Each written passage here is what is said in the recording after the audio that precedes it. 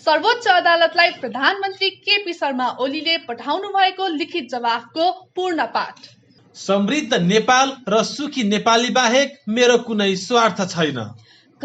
मैले सम्पूर्ण नेपालीको राजनीतिक अधिकार र स्वतन्त्रता, अधिकार र अवसरमा पहुँच, सामाजिक न्याय र समानता, भयरहित, सुरक्षित र मर्यादित जीवन लगायतका विषयलाई आत्मसात गरेको परिपूर्ण लोकतन्त्र, कम्प्रिहेन्सिभ डेमोक्रेसीको स्थापना र अभ्यास गर्ने लोकतान्त्रिक गणतन्त्र, बहुदलीय प्रतिस्पर्धात्मक राजनीतिक प्रणाली, शक्ति पृथकीकरण, स्वतन्त्र न्यायपालिका, कानूनको शासन, मानव अधिकार, मौलिक हक र स्वतन्त्रता जस्ता लोकतन्त्रका आधारभूत स्तम्भहरूलाई संस्थागत र सुदृढ गर्ने, मुलुकको सार्वभौम सत्ता, स्वाधीनता, भौगोलिक अखण्डता, राष्ट्रिय हित, स्वाभिमान र राष्ट्रिय एकतालाई सुदृढ गर्ने र नेपाललाई समृद्ध र नेपालीलाई सुखी बनाउने दृढ अठोटका साथ राजनीतिक आन्दोलनको प्रारम्भ, विकास र त्यसको नेतृत्व गर्दै आएको छु।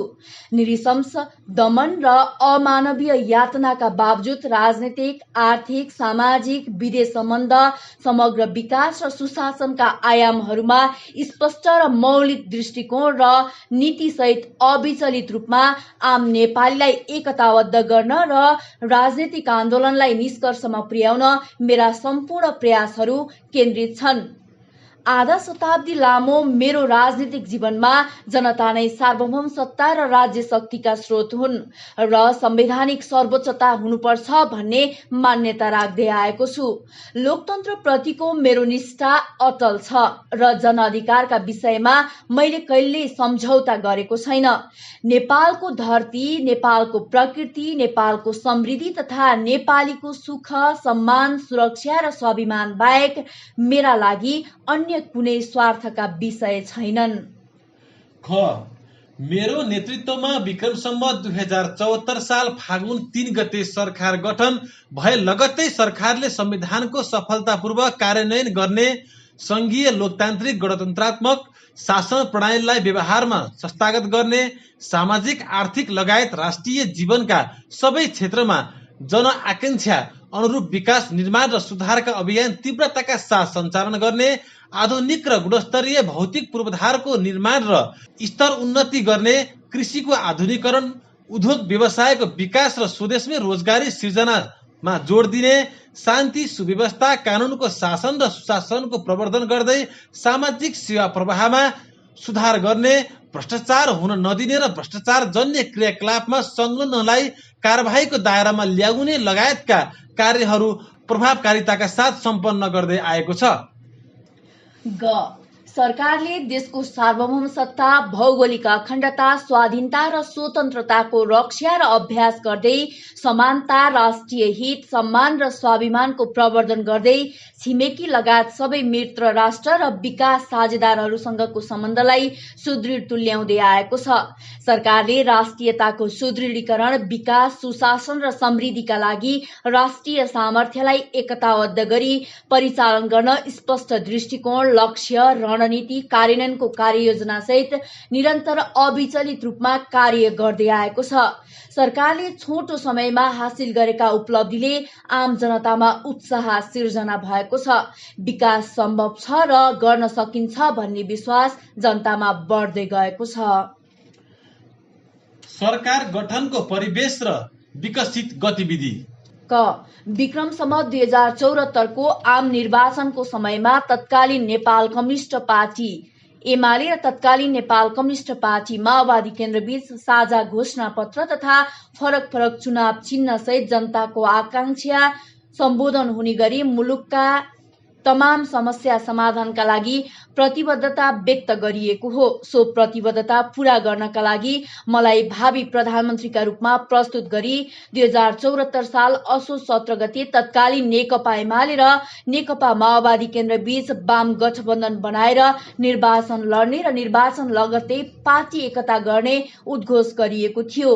यो निर्णय आम निर्वाचन मार्फत आम जनताद्वारा स्पष्ट रूपमा अनुमोदन भएको र सोही बमोजिम निर्वाचन परिणाम आइसकेपछि नेपाल कम्युनिस्ट पार्टी माओवादी केन्द्र सहितका दलको समर्थनमा संविधानको धारा 76 बमोजिम नेपाल कम्युनिस्ट पार्टी एमालेको संसदीय दलको नेताका रूपमा म प्रधानमन्त्री नियुक्त भई जिम्मेवारी सम्हाल्दै आएको हुँ।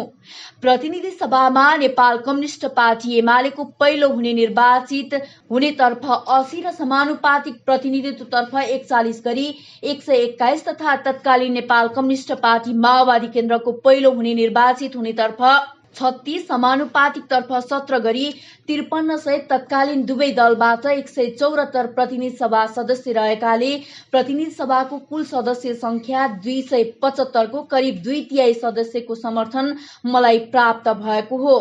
तत्पश्चात उल्लेखित दुवै पार्टीलाई एकीकरण गरी 2075 जेठ 3 गते नेपाल कम्युनिस्ट पार्टी नेकपा गठन भई 2075 जेठ 5 गते म संयुक्त संसदीय दलको नेता सर्वसम्मत रूपमा चयन भएको हुँदा सोको जानकारी संसद सचिवालयमा समेत गराइएको हो। तत्पश्चात संसदीय दलको नेताका सम्बन्धमा प्रतिनिधि सभाको विघटनको सिफारिस गर्ने समयसम्म कुनै विवाद उठेको छैन। सरकार गठन भई सञ्चालनको पहिलो वर्ष पूरा हुन नपाउँदै सरकारलाई असहयोगको अवस्था पार्टी भित्रै प्रकट हुन थाल्यो। विशेष गरी सरकारलाई असहयोग गर्ने विदेशी भूमिमा गई यो यति समयको लागि सरकार सञ्चालन गर्ने सम्झौता भएको भने जस्ता अत्यन्त गैर राजनीतिक अभिव्यक्ति समेत सार्वजनिक हुन थाले। सरकारले स्पष्ट मार्ग निर्देशन सहित काम कारबाही गरिरहेको अवस्थामा हाम्रो पार्टीका केही नेताहरूद्वारा निरन्तर रूपमा अस्थिरता निम्त्याउने प्रयास भइरहे।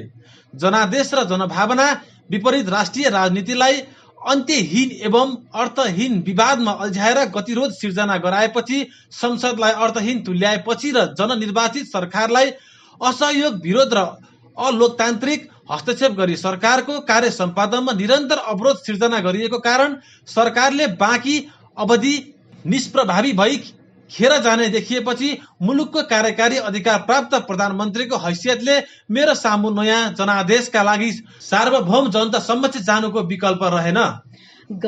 यस अवधिमा राष्ट्रिय राजनीतिलाई जनअपेक्षा अनुरूप अगाडि बढ्न नदिने गरी असंगतिपूर्ण गतिविधि सुरु भए। जनादेश विपरीत अन्त्यहीन सौदाबाजी गर्ने र दबावमा राष्ट्रिय राजनीतिलाई अल्झाउने काम भइरहे।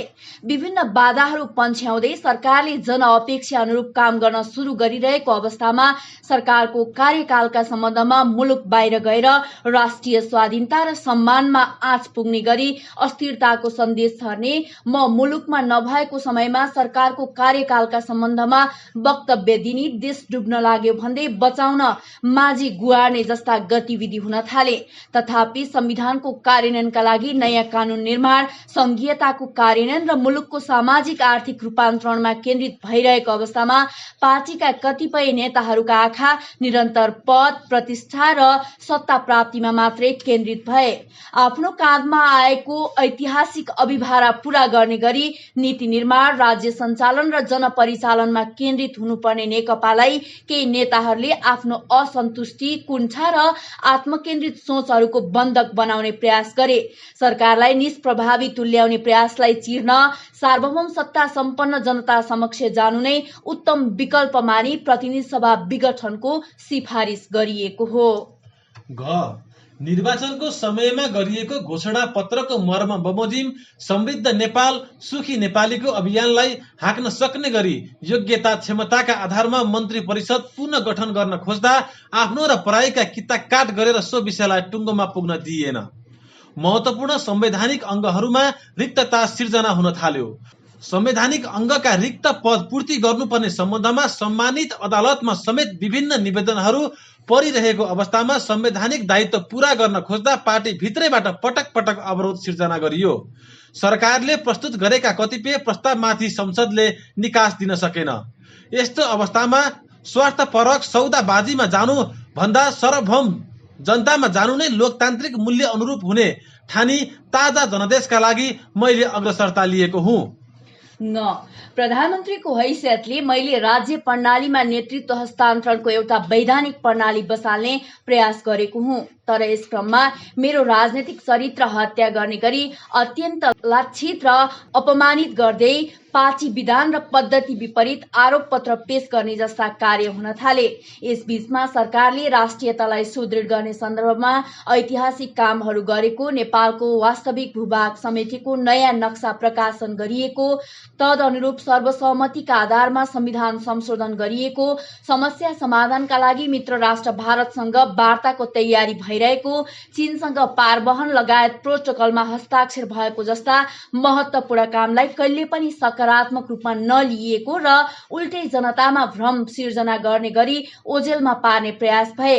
प्रायोजित रूपमा अनर्गल प्रचारको श्रृङ्खलालाई निरन्तरता दिइयो। यसरी तमाम परिदृश्यका बीचमा सरकारले अत्यन्त महत्वका साथ कार्य गरिरहेको र जनताबाट यी सबै विषयमा गहिरो रुचि र चासो व्यक्त भइरहेको परिप्रेक्ष्यमा जवाफदेही प्रणालीको विकास गर्न तथा पद र परिवार उन्मुख राजनीतिलाई निस्तेज गरी असली रूपमा मुलुकको समृद्धिका लागि आवश्यक कार्य हुन अहिलेको मूलभूत आवश्यकता रहेको ठानी 2078 वैशाख 17 र वैशाख 27 गते अर्को प्रतिनिधि सभाको निर्वाचन गर्ने गरी मौजुदा प्रतिनिधि सभा विघटनका लागि मिति 2077 पुस 5 गते बिहान 9:45 मा बसेको नेपाल सरकार मन्त्री परिषदको बैठकबाट भएको निर्णय समेतका आधारमा प्रधानमन्त्रीबाट प्रतिनिधि सभा विघटनका लागि सिफारिस गरिएको हो। सोही सिफारिस बमोजिम सम्माननीय राष्ट्रपतिबाट प्रतिनिधि सभा विघटन गरी संविधानको धारा 76 को उपधारा 7 बमोजिम 6 महिनाभित्र निर्वाचन गराउने गरी निर्वाचनको मिति तोकिएको हो। यस सम्बन्धी सूचना राष्ट्रपति कार्यालयबाट दिनको 2:21 बजे सार्वजनिक भएको हो। उक्त तथ्य रिट निवेदकहरूले समेत स्वीकार गरेको अवस्था छ। प्रतिनिधि सभा विघटनका लागि गरिएको सिफारिसमा नयाँ निर्वाचनका लागि जानुपर्ने आधार र कारणहरू खुलाइएको छ। नेपाली भूमिको रक्षा गर्न, राष्ट्रिय स्वाभिमानको प्रवर्धन गर्न, छिमेकी लगायत सबै मित्र राष्ट्र र विकास साझेदारहरूबाट समेत स्रोत परिचालन गरी विकास निर्माणलाई तीव्रता दिन र सम्पूर्ण नेपालीको हित र कल्याणका लागि अविचलित राष्ट्रिय अडानका साथ सरकार सञ्चालन गर्नका लागि 2/3 बहुमतको सरकार आवश्यक भएको हुनाले नेपालको संविधान र संसदीय प्रणालीको आधारभूत मर्म एवं मूल्य मान्यता तथा हाम्रो आफ्नै र संसदीय प्रणाली भएका विभिन्न मुलुकहरूको अभ्यास बमोजिम संघीय संसदको वर्तमान प्रतिनिधि सभा विघटन गरी ताजा जनादेशमा जान सिफारिस गरिएको हो। यस सम्बन्धी निर्णय र सिफारिस सम्मानित अदालत समक्ष प्रस्तुत गरिने हुँदा सबै आधार कारण यहाँ पुनरावृत्ति गरिएको छैन। ती विभिन्न कारणबाट राजनीतिक स्थिरता र स्थायित्व कायम गर्न अर्को प्रतिनिधि सभाको निर्वाचन सम्पन्न गर्नका लागि ताजा जनादेशमा जान उपयुक्त देखिएकाले प्रतिनिधि सभा विघटनको सिफारिस गरिएको हो। विगतमा देखिएको संसदको विकृत अवस्थालाई नयाँ संवैधानिक अभ्यासमा पुनरावृत्ति हुन नदिनका लागि पनि राजनैतिक रूपमा यो निर्णय गरी जनता समक्ष जानु परेको हो। उल्लेखित पृष्ठभूमि पश्चात म रिट निवेदनमा उल्लेख भएका विषयहरूलाई देहाय बमोजिम जवाफ प्रस्तुत गर्दछु। जनादेश सबैभन्दा ठूलो हक हो। नेपालको वर्तमान संविधानले मुलुकको सार्वभौम सत्ता नेपाली जनतामा निहित रहेको प्रत्याभूत गरेको छ। संवैधानिक सरकारलाई अवैधानिक बाटोबाट स्वार्थपूर्वक रूपमा परिचालन गर्ने अलोकतान्त्रिक प्रयत्नलाई असफल बनाउनु मेरो संवैधानिक कर्तव्य हो। जनताको लामो संघर्षबाट हामीले प्राप्त गरेको लोकतान्त्रिक पद्धतिलाई जगेर्ना गर्नका लागि ताजा जनादेश लिन गरिएको प्रतिनिधि सभा विघटनबाट निवेदकको हक हनन भयो भन्न मिल्ने हुँदैन। लोकतन्त्रमा जनताको अभिमत प्राप्त गर्न जाने सर्वमान्य लोकतान्त्रिक पद्धतिको विरुद्धमा उभिने हक कसैसँग हुँदैन। कुनै पनि लोकतान्त्रिक शासन व्यवस्थामा निर्वाचनका लागि जनता समक्ष जाने विषय सहज, स्वाभाविक र जायज हुन्छ भन्ने विषयमा कसैको पनि विमति हुन सक्दैन। लोकतन्त्रको पर्यायको रूपमा रहेको निर्वाचनमा जाने विषयलाई चुनौती दिई दायर भएको यो रिट निवेदन प्रारम्भिक रूपमा नै स्वार्थपूर्वक छ। त्यसैले यो रिट निवेदन खारेज भागी छ। लोकतन्त्रको पर्यायको रूपमा रहेको निर्वाचनमा जाने विषयलाई चुनौती दिई दायर भएको यो रिट निवेदन प्रारम्भिक रूपमा नै स्वार्थपूर्वक छ। त्यसैले यो रिट निवेदन खारेज भागी छ। जनता नै अन्तिम निर्णयकर्ता हुन्। संविधानको प्रस्तावनामा हामी सार्वभौम सत्ता सम्पन्न नेपाली जनता यो संविधान जारी गर्दछौं भनी उल्लेख भएको छ। यो अभिव्यक्तिले राज्य शक्तिका स्रोत जनता हुन् भन्ने उद्घोष गरेको छ। संविधानको धारा 2 ले नेपालको सार्वभौम सत्ता र राजकीय सत्ता नेपाली जनतामा निहित रहेको छ भन्ने व्यवस्था गरेको छ। राज्य सञ्चालनको अन्तिम निर्णयकर्ता सार्वभौम जनता नै हुन्। जनतामा अन्तर्निहित सार्वभौम सत्ता राजकीय सत्ता र निर्णय निर्वाचन मार्फत व्यक्त हुन्छ। जनताको अभिमत व्यक्त हुने निर्वाचनले लोकतन्त्रलाई थप सुदृढ र परिपक्व बनाउँछ। हाम्रो लोकतान्त्रिक प्रणाली नयाँ छ तर कमजोर छैन। मुलुक जनप्रतिनिधि विहीन अवस्थामा छैन। राष्ट्रिय सभा क्रियाशील छ। प्रदेश सरकार र प्रदेश सभा एवं स्थानीय सरकारहरू मुलुकको संविधान र कानून अनुरूप आफ्नो तहमा राजनीतिक नेतृत्व प्रदान गरिरहेका छन्। संवैधानिक निकायहरू र राज्यका निजामती एवं सुरक्षा अङ्गहरू सबै आफ्नो कर्तव्य निर्वाहमा दृढ छन्। आगामी वैशाख 17 र 27 गते हुने प्रतिनिधि सभाको निर्वाचनबाट प्रतिनिधि सभा गठन हुने नै छ। 21औं शताब्दीको नेतृत्व गर्न तयार भएर बसेको हाम्रो युवा पुस्ता लोकतन्त्रप्रति प्रतिबद्ध छ। यो पुस्ता नै लोकतन्त्रको सबैभन्दा ठूलो पहरेदार हो। त्यसैले निर्वाचनमा जाँदा संविधान अप्ठ्यारोमा पर्छ, लोकतान्त्रिक गणतन्त्र संकटमा पर्छ र मुलुक अस्थिरतातर्फ धकेलिन्छ भन्ने दाबी निराधार र फजुल छन्। राजनीतिक स्थिरताको प्रत्याभूति गर्ने निर्णायक तत्त्व जनताको अभिमत नै हो।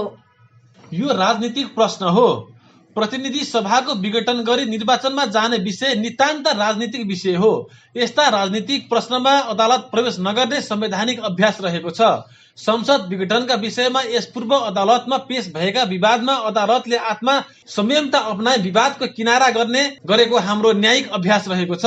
तत्कालीन नेपाल अधिराज्यको संविधान 2047 ले अंगीकार गरेको संसदीय शासन व्यवस्थाको अभ्यासका क्रममा पटक पटक प्रतिनिधि सभा विघटन भएको र सो सम्बन्धी विवादहरू अदालत समक्ष पुगी टुङ्गो लागेका उदाहरण रहेका छन्। प्रतिनिधि सभा विघटन सम्बन्धी पहिलो रिट 2051 सालको रिट नम्बर 2304 मा सम्मानित सर्वोच्च अदालतले भनेको छ, प्रधानमन्त्रीले राजनीतिक कारण देखाए प्रतिनिधि सभा विघटनको सिफारिस गर्नु भएको देखिन आएकोमा सो राजनीतिक कारणको औचित्य वा पर्याप्तताको क्षेत्रभित्र अदालतले प्रवेश गरी शक्ति पृथकीकरणको सिद्धान्त बमोजिम मूल्याङ्कन गर्न मिल्ने देखिन्न। सबैभन्दा पछिल्लो पटक चित्रबहादुर केसी विरुद्ध प्रधानमन्त्री शेरबहादुर देउवा समेत भएको रिट 2059 को रिट नम्बर 3542 मा सम्मानित सर्वोच्च अदालतले भनेको छ, प्रतिनिधि सभा विघटन गरी नयाँ निर्वाचनद्वारा जनादेश प्राप्त गर्न जाने हो। त्यसको औचित्य जाँच्ने सार्वभौम जनता नै हुन्। प्रधानमन्त्रीद्वारा प्रतिनिधि सभा विघटनको सिफारिसमा विभिन्न कारण देखाइएको छ। सो कारणबारे अदालतले न्याय निरूपण गर्ने कुरा आउँदैन। तसर्थ राजनीतिक प्रश्नको सिद्धान्तका आधारमा पनि यो रिट प्रारम्भिक रूपमा नै खारेज भागी छ। निवेदक सफा हातले आएको देखिँदैन। कुनै पनि विषयमा रिट दायर गर्दा निवेदक सफा हात लिएर आउनु पर्दछ भन्ने रिटको मान्य सिद्धान्तलाई उल्लेख गर्न चाहन्छु। प्रतिनिधि सभा विघटनका लागि प्रधानमन्त्रीले सिफारिस गरेको समाचार सार्वजनिक भइसकेपछि मैले नेतृत्व गरेको दल नेपाल कम्युनिस्ट पार्टी नेकपाका करिब 90 जना सदस्यहरूले प्रधानमन्त्रीका विरुद्ध 2077 9 महिना 5 गते बिहान 10:30 बजे तथाकथित अविश्वासको प्रस्ताव दर्ता गरेको भनी रिट निवेदनमा उल्लेख गर्नु भएको छ। यो सरासर झुट विवरण हो। स्वयं संसद सचिवालयबाट जारी भएको प्रेस विज्ञप्ति र संसद सचिवालयमा पेश भएको अभिलेखबाट सो तथाकथित प्रस्ताव सोही दिन 3:30 बजे दर्ता भएको स्पष्ट देखिएको छ। यसरी तथ्य नै ढाँटी झुटो विवरण उल्लेख गरी दायर भएको रिट निवेदन सफा हातको सिद्धान्तका आधारमा खारेज भागी छ। प्रस्ताव दर्ता हुनु अगावै प्रतिनिधि सभा विघटन भइसकेको हुँदा सो प्रस्तावको कुनै प्रयोजन देखिँदैन र त्यसलाई अविश्वासको प्रस्ताव भन्न मिल्दैन। संसदीय शासन व्यवस्थामा प्रतिनिधि सभा विघटन प्रधानमन्त्रीको अन्तर्निहित अधिकार हो। प्रधानमन्त्रीको सिफारिसमा प्रतिनिधि सभा विघटन हुने विषय संसदीय शासन व्यवस्थाको अन्तर्निहित मूल्य हो। राजनीतिक परिवेशको मूल्याङ्कनका आधारमा प्रधानमन्त्रीले लिने निर्णय राजनीतिक रूपमा नै आम जनताले मूल्याङ्कन गर्ने विषय हो। यो विषय न्याय निरूपण योग्य मापदण्डभित्र नपर्ने हुँदा प्रस्तुत रिट खारेज भागी छ। ख नेपालको संविधानको धारा 75 को उपधारा 1 ले नेपालको कार्यकारिणी अधिकार यो संविधान र कानून बमोजिम मन्त्री परिषदमा निहित हुनेछ भन्ने व्यवस्था गरेको छ। उपधारा 2 मा यो संविधान र कानूनको अधीनमा रही नेपालको शासन व्यवस्थाको सामान्य निर्देशन, नियन्त्रण र सञ्चालन गर्ने अभिभार मन्त्री परिषदमा हुनेछ भन्ने व्यवस्था छ। उपधारा 3 ले नेपालको संघीय कार्यकारिणी सम्बन्धी सम्पूर्ण काम नेपाल सरकारको नाममा हुने व्यवस्था गरेको छ। सोही संवैधानिक व्यवस्था बमोजिमको कार्यकारिणी अधिकार प्रयोग गरी गरिएको विघटनको सिफारिसलाई अन्यथा भन्न मिल्दैन। ग रिट निवेदकले प्रतिनिधि सभाको विघटनका बारेमा प्रधानमन्त्रीलाई अधिकार नै नभएको भनी उल्लेख गर्नु भएको रहेछ। त्यसको स्रोतका रूपमा नेपालको संविधानको धारा 76 को उपधारा 7 को अवस्थाको विद्यमानता नभएको र धारा 85 ले विघटनको अधिकार प्रधानमन्त्रीमा नरहेको भनी उल्लेख गरिएको रहेछ। संविधानको बारेमा विश्लेषण गर्दा समुच्चा संवैधानिक व्यवस्थाको आधारमा गर्नुपर्दछ। संविधानमा भएका समग्र व्यवस्थाको सन्दर्भलाई समावेश गरी संविधानको व्याख्या गर्नुपर्दछ। निवेदकले उल्लेख गरे जस्तो संसदीय व्यवस्था परम्परागत र आधुनिक भन्ने हुँदैन। यो एउटा संवैधानिक रूपमा शासन सञ्चालन गर्ने स्वीकृत शासकीय स्वरूप हो, जसलाई नेपालको संविधानको धारा 74 मा स्पष्ट रूपमा उल्लेख गरिएको छ। नेपालको शासकीय स्वरूप बहुलवादमा आधारित बहुदलीय प्रतिस्पर्धात्मक संघीय लोकतान्त्रिक गणतन्त्रात्मक संसदीय शासन प्रणाली हुनेछ। संविधानको धारा 85 ले अगावै विघटन भएकोमा बाहेक प्रतिनिधि सभाको कार्यकाल 5 वर्षको हुनेछ भन्ने व्यवस्था गरेको छ। यो प्रावधानले प्रतिनिधि सभा विघटन हुन सक्ने व्यवस्था गरेको स्पष्ट छ। त्यसैले निवेदकले भने जस्तो 5 वर्षसम्म प्रतिनिधित्व गर्न पाउने हक निरपेक्ष होइन। संविधान बमोजिम प्रतिनिधि सभा विघटन भएपछि सो विषय हकका रूपमा रहन सक्ने अवस्था नै हुँदैन। जसरी संविधानको धारा 100 को उपधारा 4 मा अविश्वासको प्रस्तावका लागि प्रधानमन्त्री नियुक्त भएको पहिलो 2 वर्षसम्म र अविश्वासको प्रस्ताव असफल भएको 1 वर्षभित्र पुनः अविश्वासको प्रस्ताव पेश गर्न सकिने छैन भन्ने शर्त सहितको व्यवस्था गरिएको छ। त्यस्तो निषेधात्मक व्यवस्था प्रतिनिधि सभा विघटनको सन्दर्भमा गरिएको छैन। संविधानको कुनै पनि व्यवस्थाले प्रधानमन्त्रीको संसद विघटन गर्ने कार्यकारी अधिकारलाई अंकुश लगाएको छैन। संसदीय शासन प्रणाली अवलम्बन गरेका अन्य मुलुकले गरेको स्थापित अभ्यास एवं हाम्रै न्यायालयले विगतमा गरेका व्याख्या समेतलाई विचार गरी प्रतिनिधि सभा विघटनका लागि सिफारिस गरिए बमोजिम सम्माननीय राष्ट्रपतिबाट प्रतिनिधि सभा विघटन गरी प्रतिनिधि सभाको निर्वाचन सम्पन्न गर्ने गरी निर्वाचनको घोषणा भएको हो। घ नेपालको संविधानको धारा 56 को उपधारा 6 मा बहुदलीय प्रतिस्पर्धात्मक लोकतान्त्रिक गणतन्त्रात्मक संघीय शासन प्रणाली मानव अधिकार र मौलिक हक कानूनी राज्य शक्ति पृथकीकरण र नियन्त्रण तथा सन्तुलनको सिद्धान्तलाई आत्मसात गरिएको छ।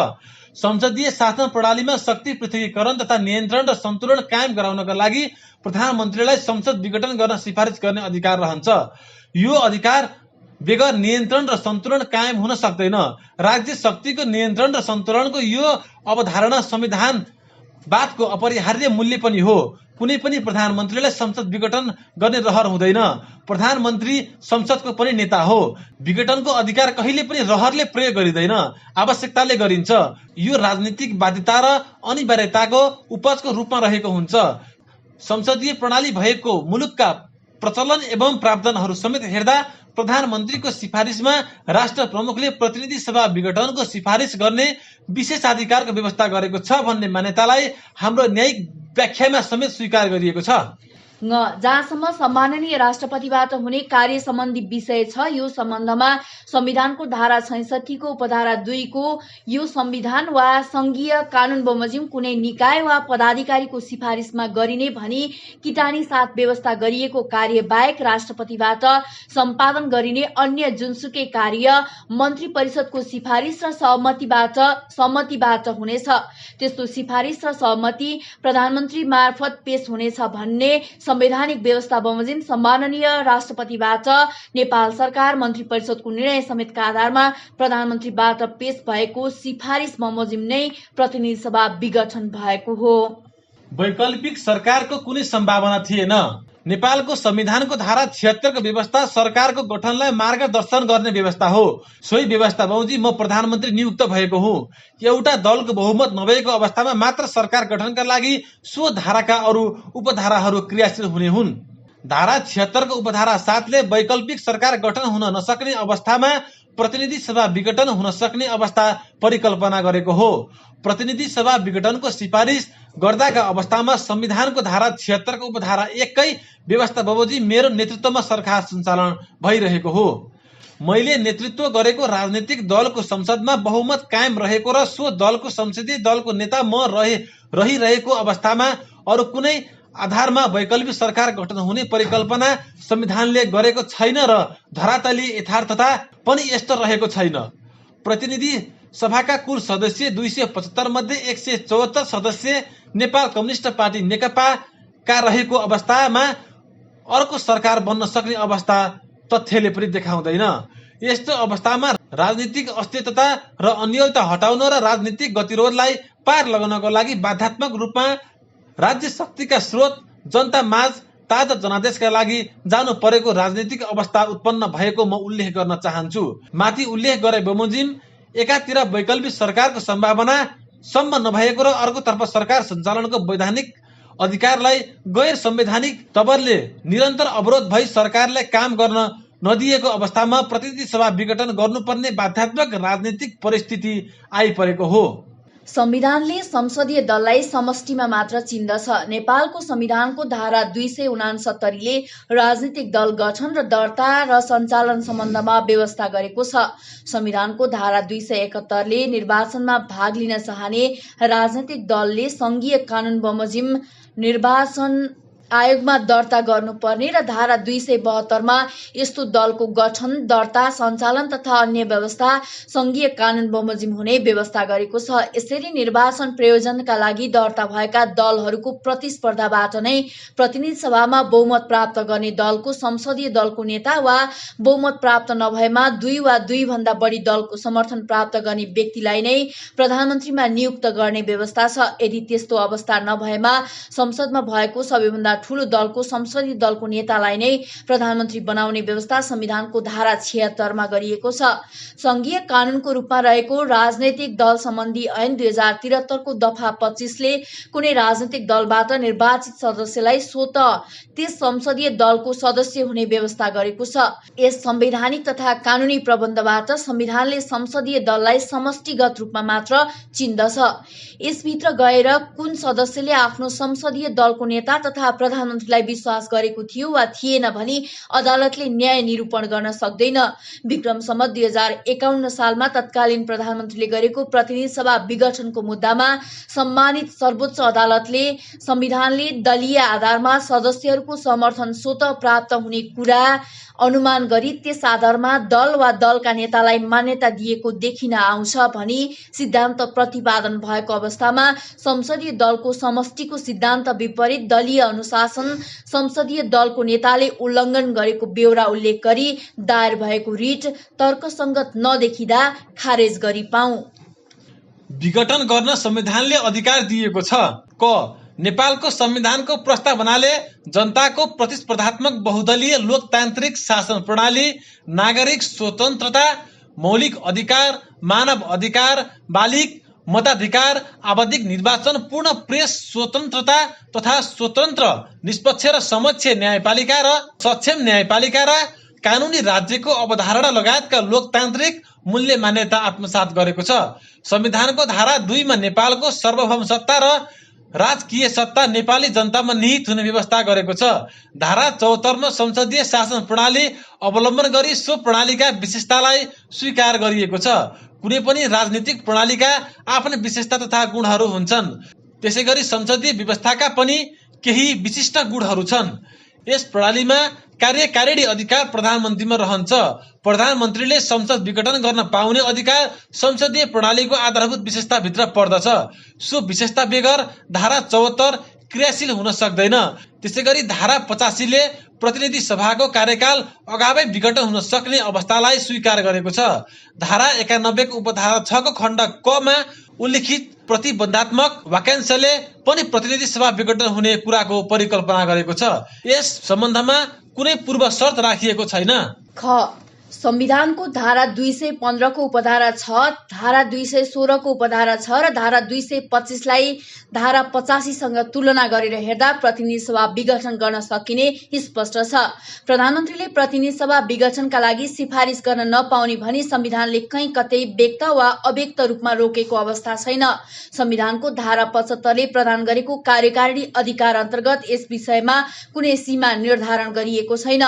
अर्कोतर्फ संविधानको धारा 58 र धारा 306 को उपधारा 1 को खण्ड ज ले गरेको व्यवस्था अनुसार अवशिष्ट अधिकारको रूपमा प्रयोग गर्ने अख्तियारी पनि संघमा रहेको र त्यस्तो अधिकारको प्रयोग नेपाल सरकारबाट हुने हुँदा संविधानले अधिकार नदिएको काम गरेको भन्ने निवेदन दाबी सही छैन।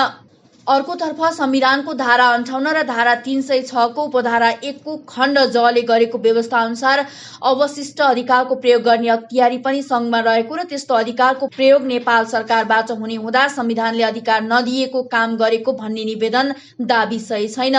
संविधान गतिशील दस्तावेज हो। यसको दीर्घ जीवनका लागि यसले बोकेका मूल्यका आधारमा अभ्यास गर्दै जानुपर्ने हुन्छ। संवैधानिक व्यवस्थाको प्राविधिक अर्थ मात्र लगाइनु हुँदैन। स्वार्थपरक तवरले गरिने संकीर्ण व्याख्याले संवैधानिक अभ्यासलाई मार्गदर्शन गर्न सक्दैन। शासन व्यवस्थामा नियन्त्रण र सन्तुलन कायम गर्न संसदीय व्यवस्थामा प्रधानमन्त्रीमा अन्तर्निहित अधिकारको प्रयोग नयाँ जनादेशका लागि जनता समक्ष जाने निर्णय भइसकेको अवस्थामा यो विषय न्यायिक पुनरावलोकन गर्नुपर्ने अवस्थाको होइन। घ संविधानको धारा 89 को गले प्रतिनिधि सभाको कार्यकाल वा राष्ट्रिय सभाको पदावधि समाप्त भएमा संघीय सरकारका सदस्यको स्थान रिक्त हुने व्यवस्था गरेको र धारा 85 ले प्रतिनिधि सभाको कार्यकाल अगावै विघटन हुन सक्ने परिकल्पना गरेको अवस्थामा प्रतिनिधि सभाका सदस्यको कार्यकाल अगावै विघटन भएमा बाहेक 5 वर्ष हुने हो। राष्ट्रिय सभा एक स्थायी सदन हो। राष्ट्रिय सभाका सदस्यको जस्तो पदावधि प्रतिनिधि सभाका सदस्यको हुँदैन। जानी बुझिकन संविधानमा प्रतिनिधि सभाका लागि कार्यकाल र राष्ट्रिय सभाका लागि पदावधि सम्बन्धी भाषा प्रयुक्त भएको हो, जुन दुई सदनात्मक व्यवस्थापिका रहने संसदीय ढाँचाको स्थापित मान्यता हो। अविश्वासको प्रस्तावको वैधानिक आधार छैन।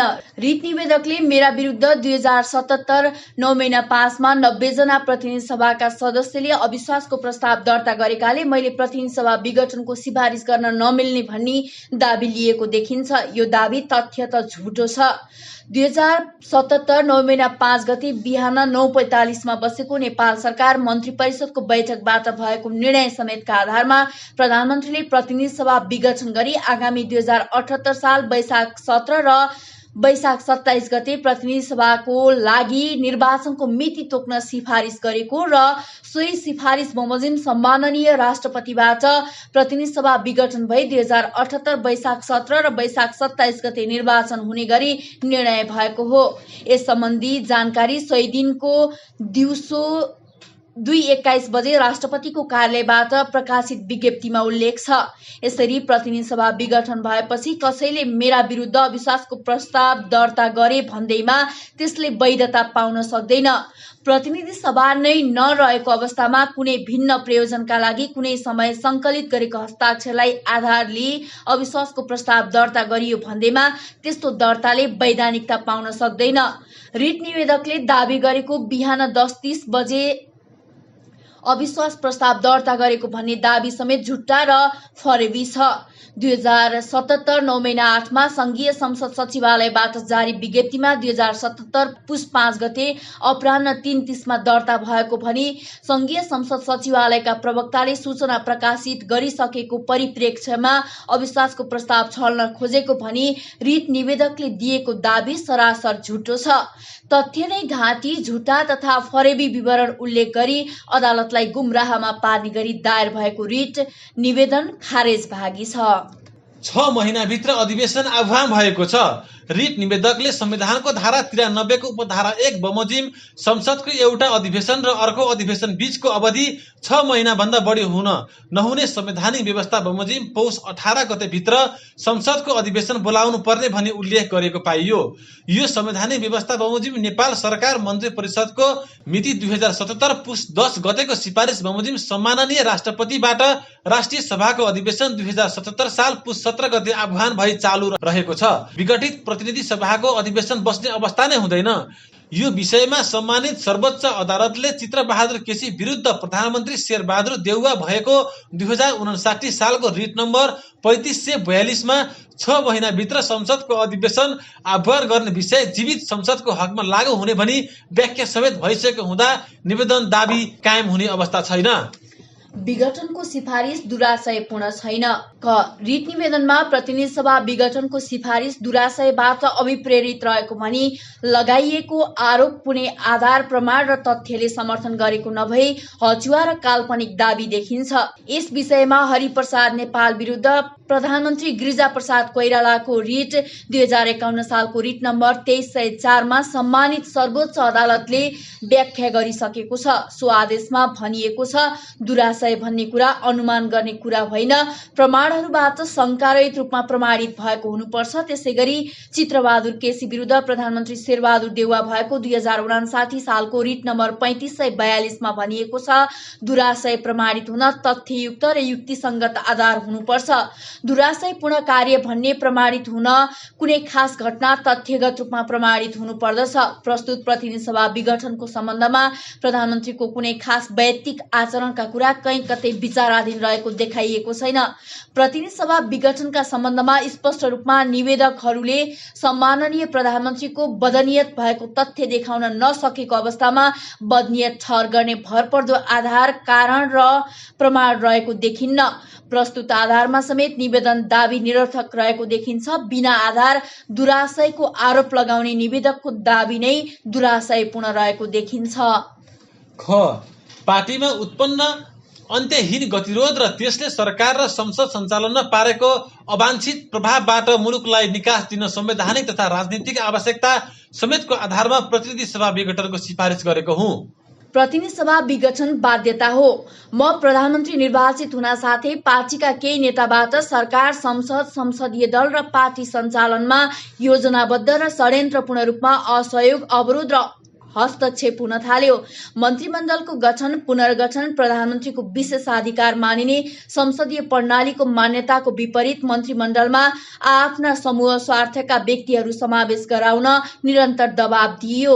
योग्यता र क्षमताका आधारमा हुनुपर्ने नियुक्तिमा पार्टीले खटाएका आफ्ना नातागोताका वा नजिकका मानिस नियुक्त गर्न केही नेताहरूबाट अवांछित दबाव दिने कार्य भयो। नीतिगत मार्गदर्शन गर्नुपर्नेमा पार्टीका केही नेता सरकार सञ्चालनका ससाना विषयको व्यवस्थापनमा उद्धत हुन खोज्नुभयो।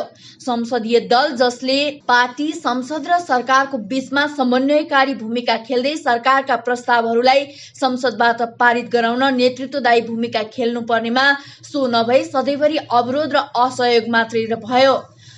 संसदीय दल र यसका केही जिम्मेवार पदाधिकारीबाट पार्टी अनुशासनको नाममा सत्तापक्षीय दलको केही संसदीय पदाधिकारीबाट यथोचित भूमिका निर्वाह भएन।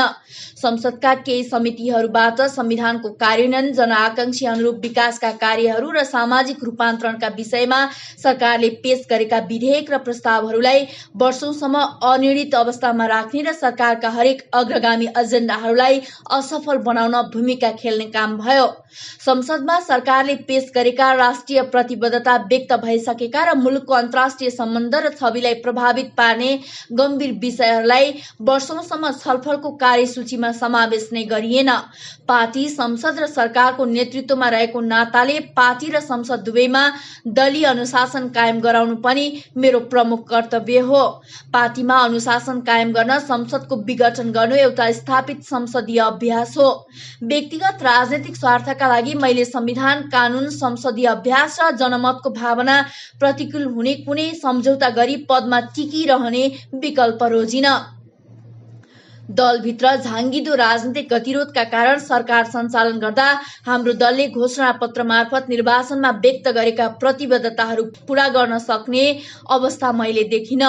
मुलुकले थप 2 वर्ष अनिर्णित र आफ्नै अन्तर्द्वन्द्वमा फँसेको सरकार भोग्नुपर्ने अवस्था आउन थाल्यो। यो पार्टीका देशभरका तमाम कार्यकर्ता, आम जनसमुदाय र समग्र मुलुकका लागि हितकर हुने थिएन। स्थिर सरकारबाट मुलुकको समृद्धि हुन्छ भन्ने आम जनताले राखेको वैध अपेक्षा पूरा हुन नदिनेतर्फ प्रतिनिधि सभा, संसदीय दल र पार्टीबाट भएको असहयोगले बन्दकको अवस्थामा पुगेको मुलुकलाई नव रक्त सञ्चार गराउन प्रतिनिधि सभा विघटन गरी ताजा जनादेशका लागि जानुपर्ने बाध्यात्मक अवस्था आइपरेको हो। त्यसैले बाध्यतावश म प्रतिनिधि सभा विघटन गरी सार्वभौम सत्ता सम्पन्न जनता समक्ष जाने निर्णयमा पुगेको हुँ। राजनीतिक कारणको औचित्य न्यायिक पुनरावलोकनको विषय हुन सक्दैन। मैले माथि प्रकरणहरूमा उल्लेख गरेका आधार र कारणहरू प्रतिनिधि सभा विघटनका राजनीतिक परिदृश्य हुन्। यिनै परिदृश्यको कारण नै म सार्वभौम जनतामा जान बाध्य भए। प्रतिनिधि सभा विघटन गर्न सिफारिस गर्ने र त्यस आधारमा विघटन गर्ने दुवै कार्य विशुद्ध राजनीतिक निर्णयका विषय हुन्। त्यस्ता विषयमा संवैधानिक वा कानूनी वैधताको प्रश्नमा न्याय निरूपण गर्नु नपर्ने गरी सम्मानित सर्वोच्च अदालतबाट सिद्धान्त कायम भएका छन्। मैले प्रतिनिधि सभा विघटनको सिफारिस कुनै वैयक्तिक लाभका लागि गरेको होइन।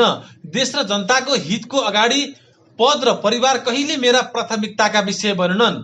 लोकतन्त्र प्रतिको अटल प्रतिबद्धता र जनाधिकारका लागि आधा शताब्दी भन्दा बढी लडाई लडेको इतिहास बोकेर मैले कुनै अवांछित स्वार्थका लागि काम गर्नुपर्ने अवस्था थिएन र छैन। पटक पटक मृत्युलाई जितेर यो अवस्थामा आइपुग्दा मैले मुलुक तथा जनतालाई बाहेक केही कसैलाई खुसी गराउनु पर्ने बाध्यता छैन। त्यसैले राजनीतिक अनुशासन कायम गर्न सार्वभौम सत्ता सम्पन्न जनता समक्ष ताजा जनादेशमा जानुपर्ने आधार र कारण स्पष्ट खुलाई विघटनको सिफारिस गरेको हुँ। प्रतिनिधि सभा विघटनका पछाडि रहेका राजनीतिक कारणहरूको औचित्य न्यायिक पुनरावलोकनको विषय हुन नसक्ने हुँदा विघटित प्रतिनिधि सभा पुनर्स्थापना गरी पाऊँ भनी परेको रिट निवेदन खारेज भागी छ।